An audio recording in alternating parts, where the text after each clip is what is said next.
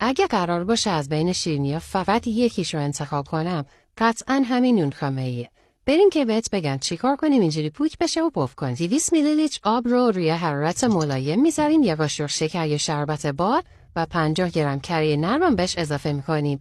وقتی که شروع به جوشیدن کرد، یک لیوان آرد رو بهش اضافه میکنیم و مدام هم میزنیم تا گلوله‌های آرد باز بشه و به شکل خمیری در بیاد. حدود 7 دقیقه باید این خمیر رو با شعله ملایم تفت بدیم و به اصطلاح اون رو داغ بزنیم تا یه خمیر لطیفی به دست بیاد. این مرحله خیلی مهمه. بعد می‌ذاریم از داغ بیفته و بلرم بشه. 4 تا تخم مرغ رو توی یه ظرفی میشکنیم و هم میزنیم.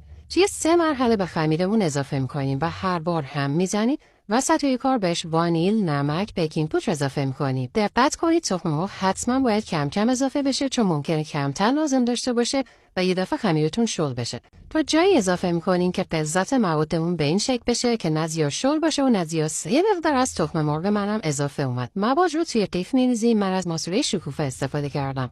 توی سینی فر کاغذ روغنی انداختیم پایپ میکنین.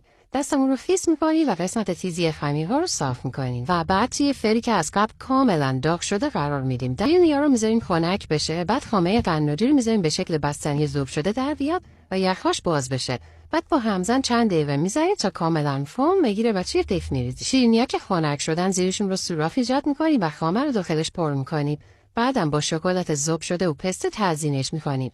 به قدر این شیرینی خوشمزه میشه که هیچ کس باورش نمیشه توی خونه درست کردی.